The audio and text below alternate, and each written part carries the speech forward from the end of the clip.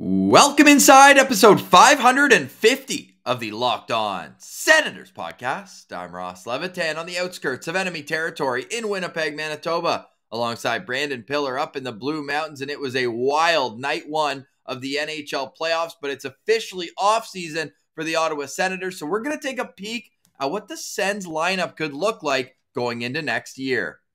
Yeah, day one of the playoffs was interesting. Pilsey's parlay didn't quite turn out the way we thought it would, but we got 4 new series to preview in today's episode. I don't know if you're really accurate there about how we thought it would turn out. Hoped maybe, but thought? I don't know. You'll have another opportunity to fix that up with another parlay later today and an upset in the CHL thanks to a Senators prospect. We'll get into all that and more. This is the Locked On Senators podcast, your team every day. Locked On Senators, your daily podcast on the Ottawa Senators. Part of the Locked On Podcast Network. Your team every day.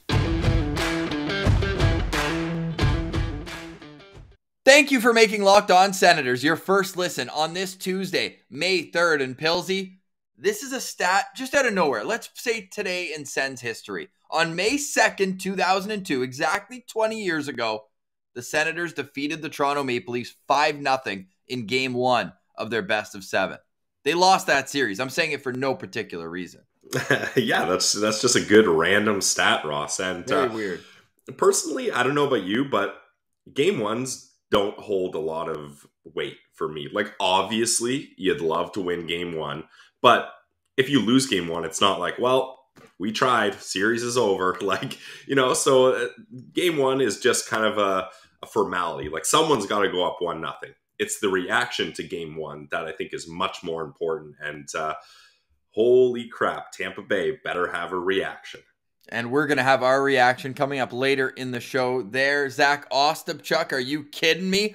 5 points. He's got 13 points.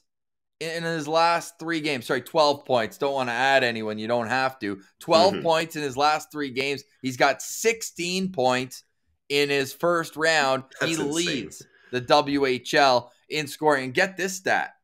That series was the first in the CHL so far. There's still a couple ongoing where the lower seed won. And they finished the regular season 46 points behind Everett. So we'll touch on that a little bit later on. But this is Locked On Senators, so we are going to lead with the Ottawa Senators off season. And I've got a list here of their free agents, both restricted and unrestricted. And we'll pull it up now for those watching on YouTube. The UFAs, I'm just going to fly through because Pilsy, outside of guys who you might bring back for depth in Belleville, this might be the easiest offseason Pierre Dorion's had when it comes to his own UFAs. Do you want to run through the list? All right, so looking at the UFAs, this will be some tidy business for Pierre Dorion. Let's start with Chris Tierney. Quick round of applause. Thank you for your time in Ottawa, but Pierre Dorion has notified us that he is on his way out and will not be coming back. Tyler Ennis, that was a bit of a different scenario, Ross, because Pierre Dorion did kind of leave the door open a crack. He didn't really make it a priority or anything he was focused on, but he said, if we need some insurance and we need some depth veteran guys, maybe we'll take a look at bringing Ennis back. And I think that's the right approach for Tyler Ennis. Scott Sabrin, I feel like he's found a place in this organization. Now, is it a must-have and you got to make sure you figure out Scott Sabrin? No, but I think bouncing up and down between the NHL and AHL, he proved himself useful in his role. So I wouldn't mind seeing him back. Logan Shaw, I thought he is a great captain for Belleville. He's a good East Coast boy. We had his dad on the podcast, Gerard Shaw, so we'll definitely vouch for Logan, and I think he fits his role good as well. Andrew Agazino, that's another guy. He's just added to bolster the top 6 so that not all the offensive requirements are on young prospects down in Belleville. So you can always find more guys like him. I wouldn't be too upset if they brought him back. Bishop, I think he's shown what he can do, and the Sens don't really need to hold on to him, so they can move on from him. And then Zach Senyshyn, that was just kind of, let's get a piece back for Belleville's playoff run in the Josh Brown trade. I'm not sure he's really fit here as well, so I think it'd be mutually beneficial if the team and him part ways. And then Leslie, I think he's a decent guy in Belleville. I wouldn't say he's someone they're really looking to hold on to. Dylan Hetherington, though, I would like to see them bring him back. I thought he was a good veteran AHL guy that helps guys like Lassie, like JBD, not have so much responsibility. So there's a handful of guys here that I'm not too concerned with, but there are a few players here that I'd like to see Belleville bring back because I think they fit in nicely.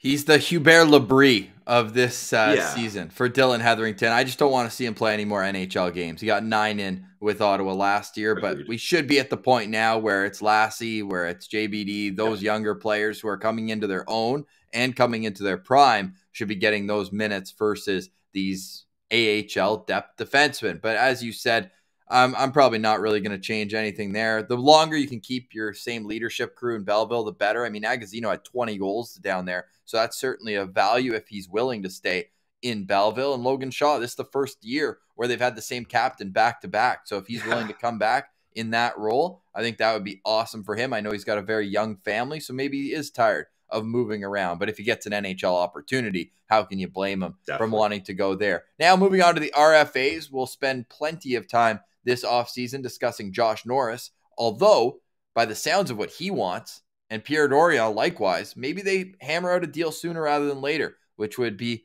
good for the team, maybe a little less so for those who have to talk about them every single day. With Alex Formington, very intrigued to see where that goes. Set a career-high 18 goals this season for him, but he's not arbitration eligible. The rest of the forwards who are RFAs are, including Mathieu Joseph, Dylan Gambrell, and Adam Gaudette. On defense, Erik Brannstrom, the lone RFA, no arbitration rights for him. Now, arbitration, I'm not sure the exact percentage. I think it's like a 10% raise from whatever they were making on their last contract. And Pillsy, right now, you're looking at with Mathieu Joseph was only making $737. So I'm assuming that they try to hammer out a 2, 3, 4-year contract with him, not let it go to arbitration, especially a new guy just coming in. It'd be a little silly, especially if you value him, to make him go through the arbitration process. But with these other two guys, I think it's worthy of an interesting conversation because Dylan Gambrell made 1.1 last year. So is it worth qualifying him if it has to be at 1.2 million? Seems like the type of player you could get off the scrap bin of free agency. Maybe that's a little harsh, but they're a dime a dozen. You can find a guy like him who's decent defensively, a dark hole offensively, and you could probably pay him under $1 million. Yeah, I would agree with that. I do like Dylan Gambrell, but you got to look at the facts here. He can't buy goals. Like he only had 3 goals all year, and he's pretty much non-factor offensively. They got him when Pinto went down, White went down. They needed a centerman. They gave up a 7th-round pick, and they got 60 games out of him. So I think you kind of bought that draft pick, I'd say, with what he's already given you. Exactly. And that's the thing. Like, if he wasn't already at that 1.1 baseline, I think you bring him back. But I think at 1.2 million, you can take a gamble on someone else and someone that can provide a little more offense. If Mark Kastelic wasn't where he is and wasn't looking like he's an NHL-ready 4th-line center, then maybe I would pause and say, yeah, sure, why not bring Gambrell back for 1 more year, just to have that insurance. But I think he's priced himself out of that role, and Kastelic has knocked down the door and shown, like, if you ask DJ Smith, hey, do you want a year of Gambrell or a couple years of Casty? I think we know where he's going with that. And then Gaudette is an interesting one just because I think he's essentially your Tyler Ennis with a little bit more upside. You're hoping, right? Like, he's still a young player. He said his best opportunity has been in Ottawa, so he's getting a good opportunity here. And in short bursts, you've seen him with flashes of brilliance offensively. But the issue is they're few and far in between. And when he's not brilliant offensively, he's a liability defensively and doesn't add much else. So I think that's a guy that he's just kind of the ace up your sleeve, a shootout specialist, if you will, Ross.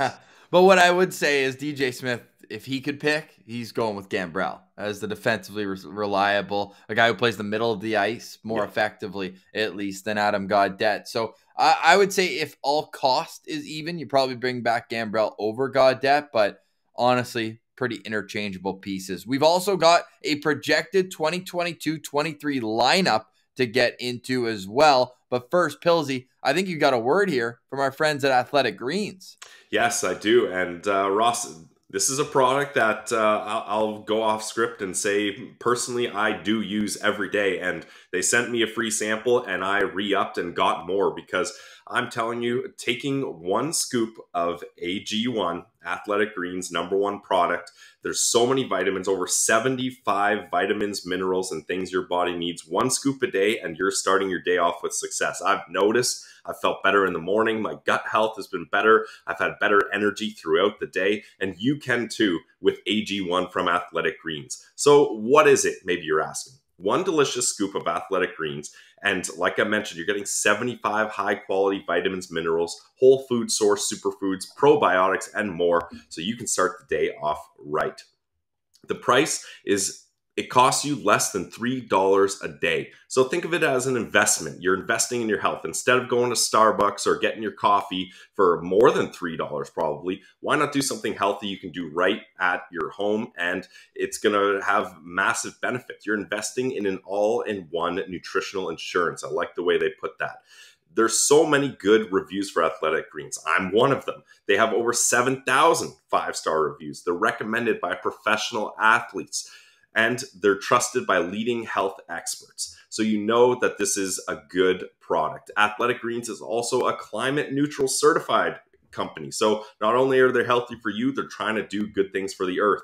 In 2020, AG purchased carbon credits that support projects protecting old growth rainforests. That's so important for those ecosystems. So not only is it good for you, but they're trying to do good in the community as well. I love that, and you got to support that. And right now, it's time for you to reclaim your health and arm your immune system with convenient daily nutrition, especially with flu and cold season and everything going around these days. You want to get as healthy as possible. It's just one scoop of AG1 in your water every day. That's it. You don't need pills. You don't need subscriptions. You don't need to go through all that hassle. To make it easy, Athletic Greens is going to give you a free 1-year supply of immune-supporting vitamin D and 5 free travel packs of AG1 with your first purchase. All you have to do is visit athleticgreens.com/NHL Network. Again, guys, it's athleticgreens.com/NHL Network to take ownership over your health and pick up the ultimate daily nutrition insurance from Athletic Greens. All right, Pilsy. So we're discussing free agents with the Ottawa Senators and how the roster could shape up for next season. So we're pulling up a graphic here on YouTube. I told you the lineup graphic was going to sleep. I lied. Here it is right now. So just for argument's sake and for my sanity, I've split up Batherson onto the second line. Now, it's easy in game. You know there's chemistry. Norris, Tkachuk, Batherson. They've got it figured out. But Joseph looked great up there too in the short period of time that he played with Norris and Tkachuk. So the way I have it, if you're just listening, Norris, Tkachuk, Joseph, Stützle, Batherson, and blank. They need a top 6 forward. There's no question in my mind. If they don't get a top 6 forward, the offseason is an unmitigated failure. The third line, and this is what it does when you get a top 6 forward, is you can push down Formington and have him at left wing with Shane Pinto and Connor Brown. And the fourth line, Kastelik, Kelly, and Watson. And I know they don't want to give Kastelik the job. I think that's what Pierre Dorion, DJ Smith both alluded to by saying, like, oh, he could still be in the minors next year. So I put a little asterisk there. I put Gambrell as the extra because NHL teams, they're going to do that from time to time. They'll lean on the veteran, even though maybe they shouldn't. But I wouldn't be surprised if it's Gambrell, Kelly, and Watson on opening night next season. Before we move on to defense and goalies, Pilsy, what are your thoughts on how the forwards set up into the offseason? Is it just that one hole, or would you like to see something else change? No, it's just that one hole, Ross, because the rest of this roster, like each line, you're like, yep, that's a top line. That's a second line. That's a great third line. That's an effective fourth line. Like everything is falling into place now. And all they need is, you can't do it all from drafting and developing. Eventually, you need to inject your lineup with a veteran that's ready to hit the ground running with your top core prospects. And that's where the Senators are at. So add a Claude Giroux, add a Kevin Fiala to that left wing on the second line with Timmy and Drake. And I think you've got a complete forward core. Like I really do. All right, well, let's move on to the back end then. We'll have plenty of time to look into that underline there. Who should be the top 6 forward? We're going to have a top 10 list coming out either later this week or next, because we obviously want to talk NHL playoffs. We're all hockey fans here, and we'll have a Sens angle on all the games. We've got series to preview that are beginning tonight. 2 big games last night, but the Senators decor, as I see it, going into next season, Chabot with Zub, Sanderson with Hamonic, and then Holden and Brannstrom. I've moved Branny over to the right side, and I've taken Zaitsev and shot him into the sun because they need to figure out a way to move that contract. Sun?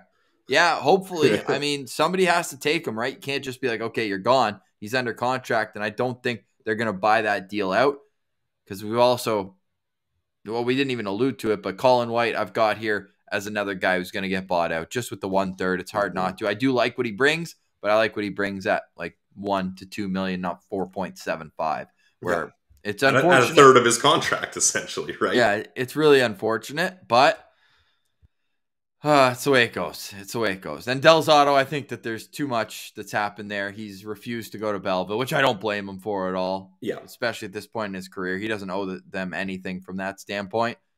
He was a soldier when he went down there earlier, but they got to find a way to move on from him this offseason as well. But would you be happy if those are the 6 players in the opening night lineup? Would I be happy? No. Would I accept it? Yes. So addition by subtraction. Getting Zaitsev out of there, just that on its own is such an improvement.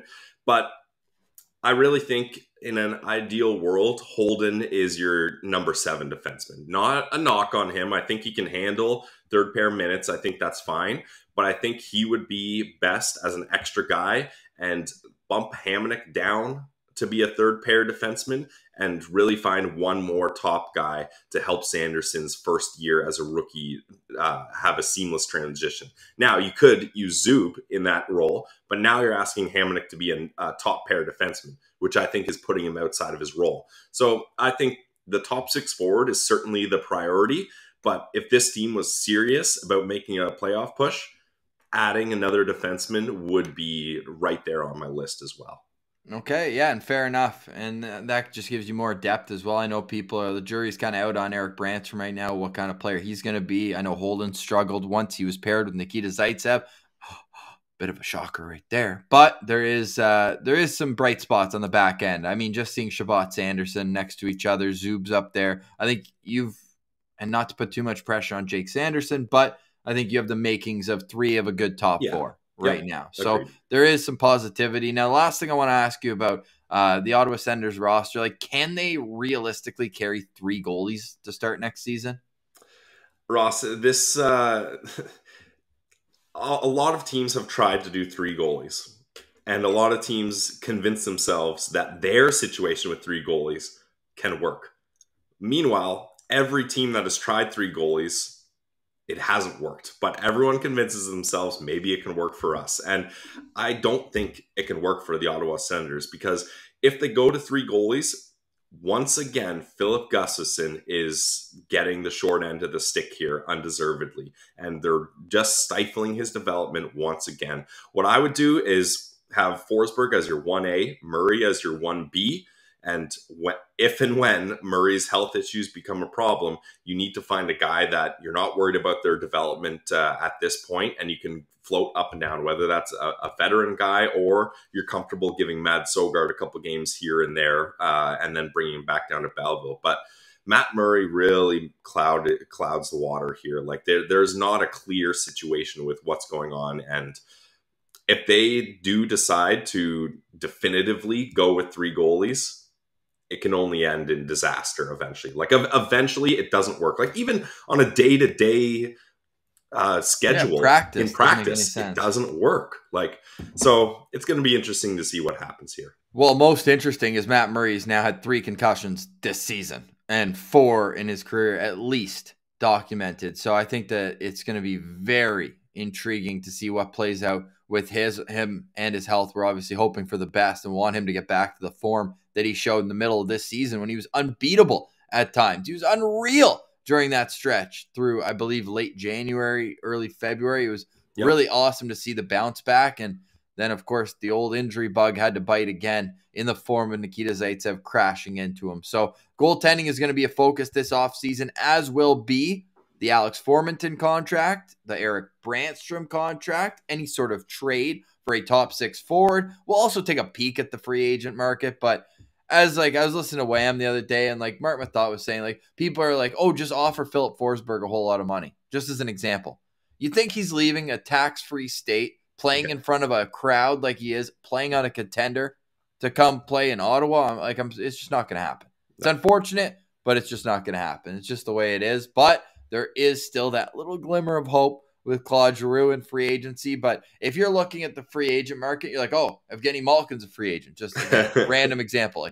It's just not happening. We got to be realistic here. So we're going to do a top 10 list of realistic fillers that could come in and play in the top 6, because Tim Stützle is such an electric talent. He needs to be complemented with great players on either way. Even us, we have Drake Batherson with him. He needs one on either side. And if he does get that, I might be inclined to bet on the Sens to make the playoffs next year. I just might. And when I wager, I do it at betonline.net. Betonline.net has the most odds, more props than ever before.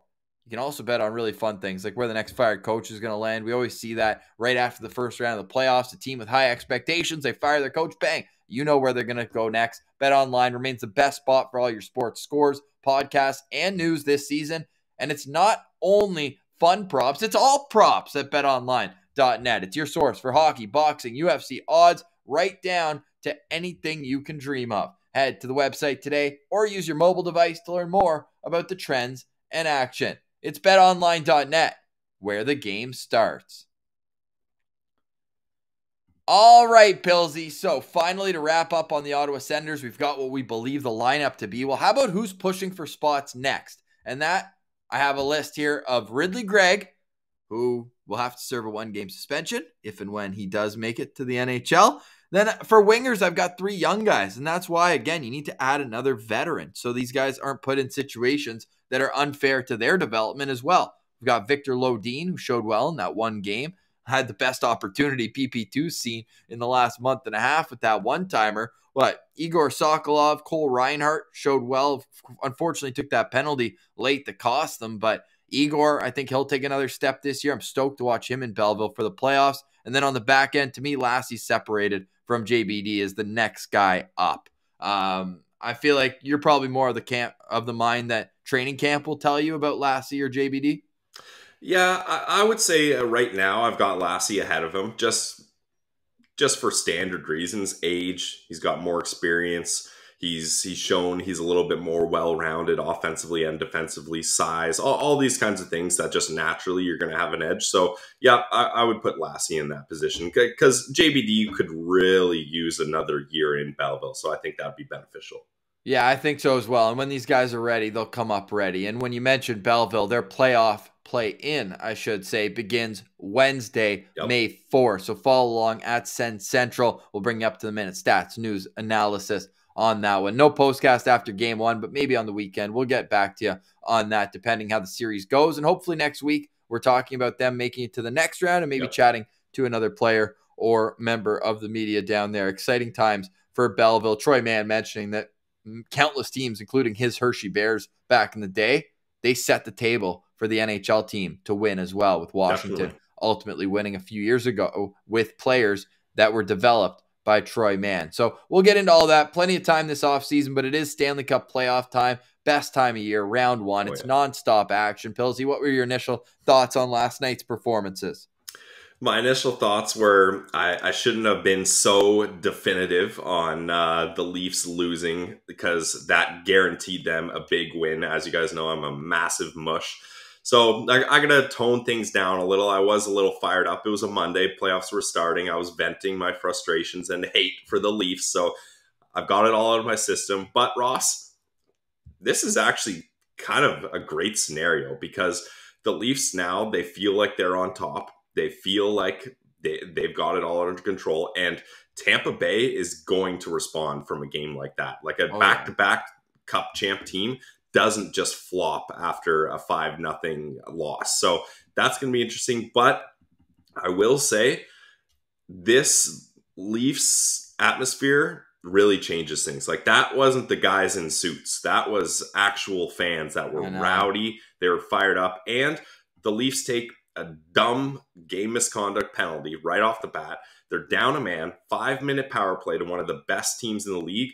And they were the effective ones on the penalty kill. They were tenacious. They were aggressive. So things are looking a little different here, but it's better. The heartbreak for the Leafs is better if they build it up to thinking they're going to win. So let them think they're going to win and then come crashing down. That's more satisfying for us. So yeah, I'm okay with that. Tough night for those of us who are noted Leafs haters. Mitch Marner scores his first goal in 19 playoff games. Jack Campbell gets a shutout, but you're not going to see Andrei Vasilevsky let in 5 goals on 20-some shots like he did last night. Or wait, I think they might have had 31. But anyways, it was like an .885 save percentage. Yeah. That's not going to happen again. You got to think that the power play figures it out. That was egregious. The Sens' second power play unit could have done more on the 5-minute man advantage. Agreed. Then Kucherov looked disinterested. He took a brutal penalty. Hedman was skating in quicksand. Like, I don't want to say they're tired. I think that that's a bogus excuse, especially this early on. Maybe in the second or third round, but they just didn't have the extra gear that the Toronto Maple Leafs had last night. And I'm not worried, but that was a good performance from Toronto. You got to give it to them, really. Like, they handled that 5-minute. And that's the thing about those 5-minute power plays, right? It's a momentum for one team or the other. If you kill off a 5-minute major, you run the rest of the period. Especially when you get way more offensive chances than the other team. Yes. Like, that is impressive. Yes, and then they scored with less than 2 minutes left in the period. A little momentum goal. The fans are going in to get their beer, their $35 beers, I'm sure, a little bit more fired up. And yeah, they carried that momentum through. Crazy that the only power play goal scored in that game was on a 5-on-3 because there were, I think, 11 total power plays. Yeah. Yeah, and what do you think about that? The refs keeping the whistles going the same that they were in the regular season. Yeah, I think just with these two teams and that much energy, like, things were just so ramped up and it was bound to happen. So I think it's good. All this kind of gets out of the way, game one. And now that we're going to see the series start to settle a little here. Okay. Well, I hope from a fan's perspective that it doesn't settle, because it became, as Sheldon Keefe alluded to, violent. You got Morgan Rielly going at it with Jan Rutta. You got Pat Maroon going with Morgan Rielly before that. That was a crazy sequence because Rielly was trying to hold Maroon away. I think someone was grabbing at Stamkos. So he's trying to go in and protect his guy. And when he realized he couldn't get to him, he's like, well, I may as well just start teeing off on one of their starts. So I have here one-on-one. So he pulled his whole upper body equipment, not even a jersey. He pulled his whole shoulder pads up and started feeding him uppercuts. There's certainly a level of hate that I can appreciate in this series. Still a bonehead coaching decision putting Kyle Clifford in the lineup. 48 seconds. That's all he gave you. I guess somebody was saying number 43 is cursed in the playoffs. The old Nazem Kadri number there. So hopefully that means Jason Spezza gets in the lineup. I mean, hate the Leafs, of course, but Jason Spezza never deserves to be a healthy scratch. Healthy scratches all over the place for Sens abroad last night. Tough look for the Sens abroad. We'll cover more of that series later. But, man, Carolina and Boston, Josh Brown healthy scratched, Mike Rielly healthy scratched. Mike Rielly was a healthy scratch? I didn't even realize that. Wow. Yeah. Well, they got Lindholm in the lineup, right? So that pushes everyone else down. Yeah. Huh. I mean, they could have used someone, though. I was going to say, they could have used an offensive defenseman because Carolina got off to a quick lead. Boston got one back, and then Carolina just ran away with this one. And I didn't get to watch all of that game.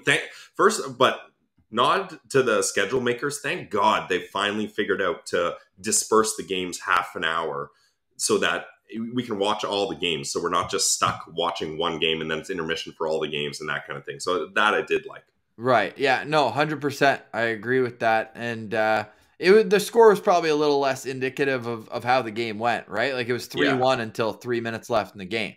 Exactly. And Antti Raanta is great. And say what you want about his health and how often he's unavailable. But when he's in the lineup, man, he's a solid goalie for sure. So, you know what? With that comes a level of, we just got some Belleville news. We'll share that with you in just a second. That's why I'm kind of looking all over the place right now. But That's going to be a decent series. Probably the one I'm least interested in, though. So I want to get to, as a goalie-friendly show, like, come on. Like, Mike Smith, he can be so good. Like, he's talented. I always go back when I was 10 years old. When I was 10 years old. Stop. Oh, boy, here we go.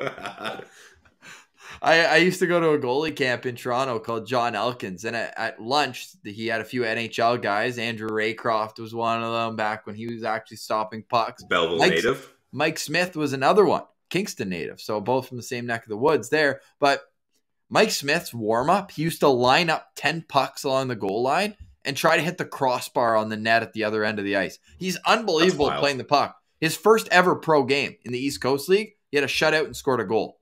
Like, he's unbelievable when he wants to be, but sometimes he just tries to force it. There was an easy outlet right on the left side, and he tries to go up the middle, game-winning goal scored against. But, man, that game had it all. It had a McDavid highlight reel goal. Other than that, though, like, this Philip Deneau guy, like, he can shut down the best of them. And you know what? It's too early to say that Edmonton's on the rocks, but I'm starting to feel a little less confident in picking them, because if their top guys aren't producing ridiculous numbers, they're not going to win this series. And they lost. I mean, the goalie was pulled. They lost by 1 goal last night, so it's not make or break, but you lose at home game 1. It's a little bit different than Tampa's situation of losing on the road. Same with Boston. Yeah, definitely. And Ross, that play that Mike Smith tried to do, like, a puck-moving offensive defenseman should never try to do that play from that area.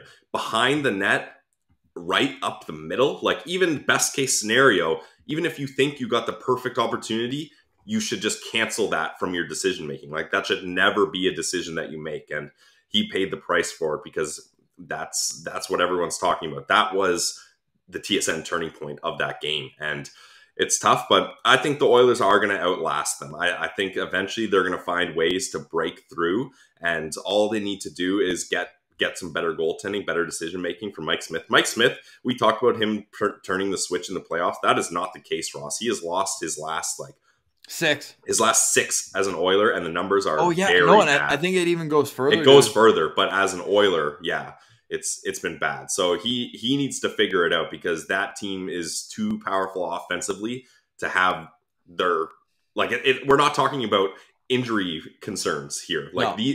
These are their guys, Koskinen and Smith. Like, they cannot crumble and ruin this prime of Draisaitl and McDavid's career. So it's going to be interesting going forward.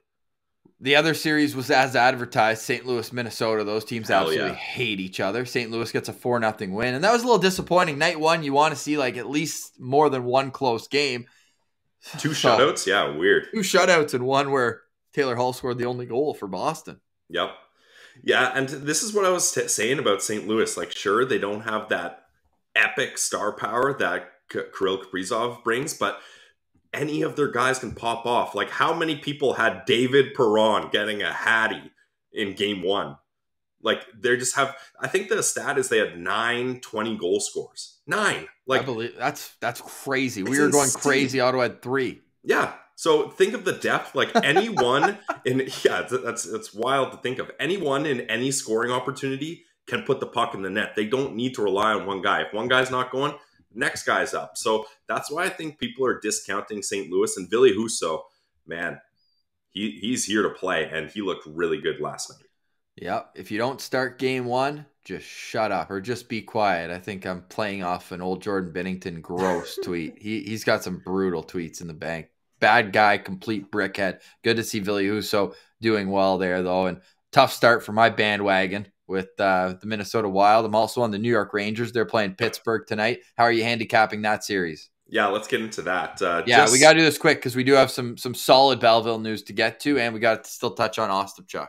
Yeah. Ostapchuk. That's how they were saying it last night. So maybe we stick with that. True. Yeah, we need to figure that out. And yes, we have been really getting into it here. So we'll move quickly here. So the Rangers-Penguins series, I've got the Rangers winning in 6. And it's mostly Igor Shesterkin. Like, this guy's MVP candidate. Like, the Penguins don't even have their starting goaltender. Tristan Jarry is out. Casey DeSmith is average at best. And the Rangers, they're able to just, their depth is so good. Even though Pittsburgh's depth is good, I just like them better, mostly because of the goaltending. It just leans their favor so much. And interestingly enough, Ross, they're not going to have Ryan Reeves in the lineup to start, but I feel like he's going to be the, like, that's Chris Neal's music type thing. Right? The series gets a little out of hand, and you say, okay, game 3, this hasn't been going like we like. Enter Revo, and that'll be interesting to see how that goes. His dad's a politician in Winnipeg. I couldn't believe it. Oh wow. Yeah, cool. He's a Winnipeg guy. His brother actually plays in the CFL too, but he had a half a cup of coffee in Pittsburgh as well, Ryan Reeves. So a little revenge game for revenge series for Ryan Reeves. But to me, the X factors in this are the two, and you mentioned like goaltending, of course, to Smith versus Sturkin, but they both added a huge piece at the deadline. Andrew Kopp for the Rangers, 18 points in 16 games. And Rickard Rakell, 13 points in 16 games for Pittsburgh. I think whoever has more of an impact in the series, and I very heavily lean to Andrew Kopp in this, I think could have a better chance to win. And I feel like the top defensemen take each other out. Adam Fox and Chris Letang, both very offensive-minded, very solid. Both, I think, near 70 points this season. I think Fox a little more and Letang 1 or 2 less, but 3 cups. How are you? And beyond that, there's a lot of inexperience, especially on New York's blue line. Like, how's Keandre Miller going to react to playoff hockey? They've got, even beyond that, they've got some young guys. Exactly. So I'm excited to see this series, though. I've got this one circled for sure, because as far as I lean towards the Rangers, and I will for next series as well, should they move on, still Malkin and Crosby, man. Yep. And I mean, as a Sens fan, we've seen this time and time again. There. What happens in the playoffs when those two guys? What's their record? I think in the regular season too, when they both score in the same game, Pittsburgh's like 95-2. Yeah, you're not stopping it. And then unofficial stat, by the way. Yeah, and then toss in a healthy Letang for the trifecta there, and they've got the makings of a great team. So, what's your final prediction? Rangers in how many? In 6. Okay, both of us Rangers in 6. All right. Yeah, 100%. Another series starting tonight. We've got.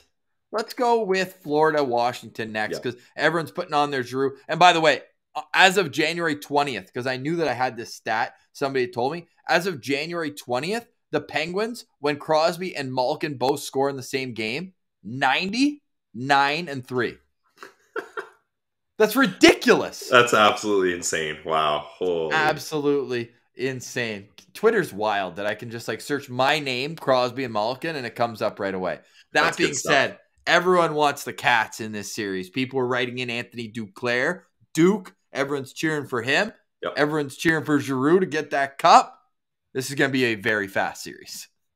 Yeah, especially with Ovechkin's health kind of, for the first time literally ever, kind of teetering here. Like, we don't know if he's fully healthy. So that's going to be a major X factor. And Ross, the Capitals' power play is one of the worst in the league. So you toss in a questionably healthy Ovechkin, and they don't have a number one goalie that they like. Like, they've been flopping between Vanacek, Samsonov. It looks like Vanacek's going to get the nod. But when you have two guys that you're kind of meh about, it's not a recipe for success in the playoffs. So I'm a little worried about them. If only they had Craig Anderson.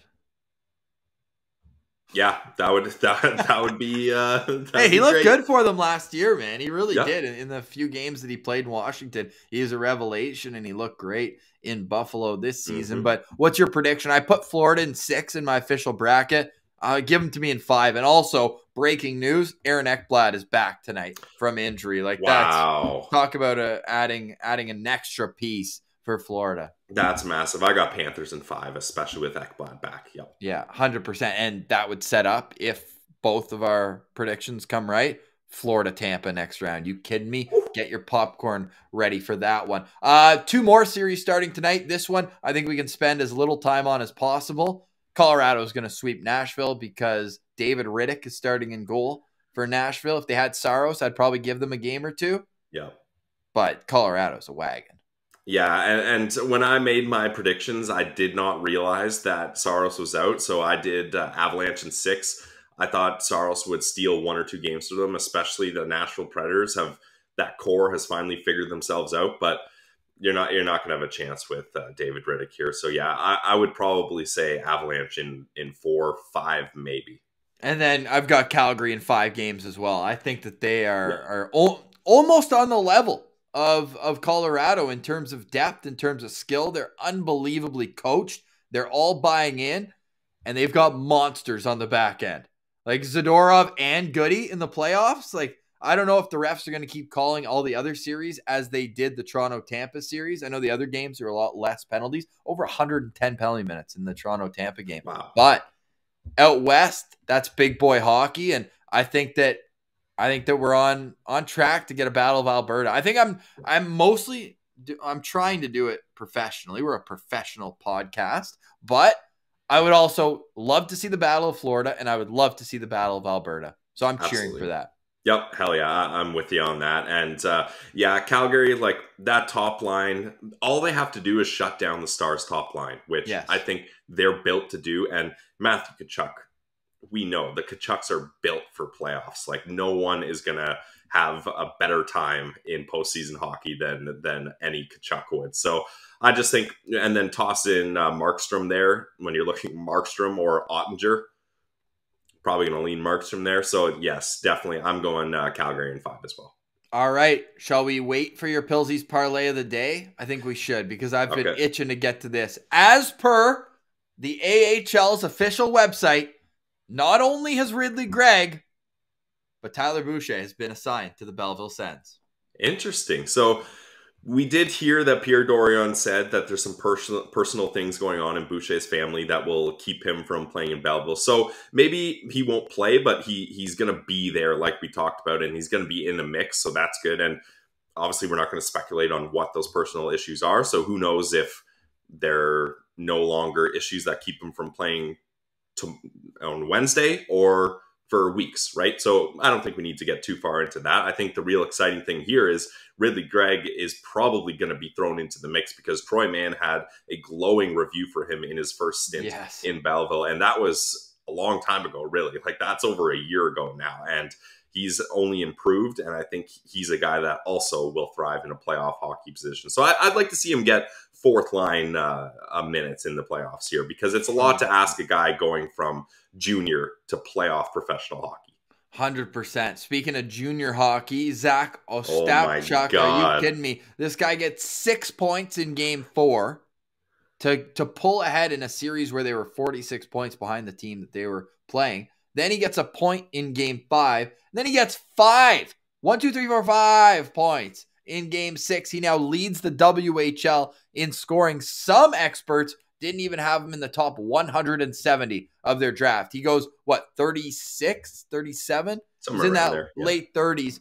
And, man, there was a tough start to the season, especially after he had a great training camp with Ottawa. Yep. Still finishes the season with 26 goals. That being said, I'm sure he would have liked to have a hotter start. We got the inside scoop, though. I told you his assistant coach, Keith McCambridge, said this guy's going to be the real deal. Well, not only is he 57% in the faceoff dot, he hasn't taken a minor penalty. He got kicked out of a game at the final buzzer. A little extracurricular. I think the crowd in Everett is apparently one of the most brutal in junior hockey. I think he had something to say for them. Got teed up. So 10-minute misconduct. No minor penalties, though. Doesn't put his team shorthanded. And he's just 16 points in 6 games. What more can you say about that? It's absolutely incredible. Like we've been following along a Stapchuk here, and all right, you see on Twitter, yeah, he had a good game. Okay, yeah, he had a good game. Another good game. All right, sweet, he's having good games. No, 16 points in 6 games when you're the 8 seed up against the number 1 seed. Like, that is amazing. Like, that is hashtag captain shit right there. Like, that's being like, all right, boys, we got our work cut out for you. Hop on my back. I'll just go at a more than 2 points per game, 3 points almost per game pace here. Like, that's amazing. He's getting assists. He's getting in the mix. He's getting game-winning goals. Like, well, that's what I wanted to pick up on. Out of his 16 points, 13 of them are assists, although I believe 7 or 8 are primaries. But out of his 3 goals, 2 are game winners. So he's won half of the games in the series for them. Yeah. So he's really showing that that's a pick that the Ottawa Senators, look, they zig when people zag. Other people might have been like, you could have got Stapchuk in the 3rd or 4th round. Who cares? He's their guy. They've identified him as a talent that they think will have much more potential in years to come and will fit this franchise. So they went and grabbed him. So I respect that, and we're big fans of Zach Ostapchuk on this show. Like, ha. And the way he's playing right now, man. And yeah, reached out, see if we can get him on the show. So we'll see. We'll see that going forward. Pillsy, your parlay of the day tonight. You got 4 more series starting. I don't know which way you're going with it, but I know I'm going to ride with you because I think you're due. What? Overdue. Ross, what the hell? No, I'm giving the Levy lock to this. We're going to put it in the bank, and we're going to see if it sticks. That's some pressure. You do know that my last parlay, the teams lost 5-0 and 5-1. Yeah, you're due. Disclaimer. Okay. It's just game 1. If anyone's due, it's me. So here we go. We talked about the Rangers and Pittsburgh Penguins. Shesterkin's going to shut the door here. So I'm going Rangers money line at -136 at betonline.ag. And then Florida Panthers, go Cats. We're all the way on the Cats. And the odds aren't great here, but I think they're going to win game 1 pretty good here. So I'm just going money line. I thought about puck line, but let's get 1 win before I start doing puck lines here. So let's just go with money line. So Florida money line, New York Rangers money line. Put $5 in. You're going to win $7.22. Not taking a lot of risks here. Just trying to get one single win here. So that is Pillsy's playoff parlay of the day. And we're going to keep track. You're 0-1 right now. We're doing this every day for the playoffs. You know what else we're going to do, How Pillsy? do you feel about that, though, Ross? You feel good about that? I feel like that makes sense. Yeah, right? I love it. I'm all in on that. Love I'm also all in on Tankathon. We know the odds now, Pillsy. We are each going to do 1 spin, and I'm going to write down, keep a note of where the Senators pick, whether it's 1, 2, 7, 8, or 9. Would you like to give the first spin? All right, let's do it here. I'm loaded it up. 8. So 8? Montreal gets the top one. Anaheim gets second. Arizona third. So 8. Oh my God. So they go down 1 spot. All right, my turn here. We got a spin. 8. That's a tough first day of the Tankathon, Pillsy. Tough. So we got 8th twice. And again, the Senators have never drafted 8th, never drafted 7th. They have drafted 9th twice. We would rather not draft 9th. Yes. Yeah, well, they're due. Just like your parlay. So let us know if you either fade Pillsy or if you're riding with Pillsy. Thank you very much for following along today. We're going to have more of the Ottawa Senators off-season content. We're going to make sure to keep that relevant while also enjoying the Stanley Cup playoffs. But for today, we say goodbye. For Brandon Piller, I'm Ross Levitan. This has been the Locked On Senators podcast, your team every day.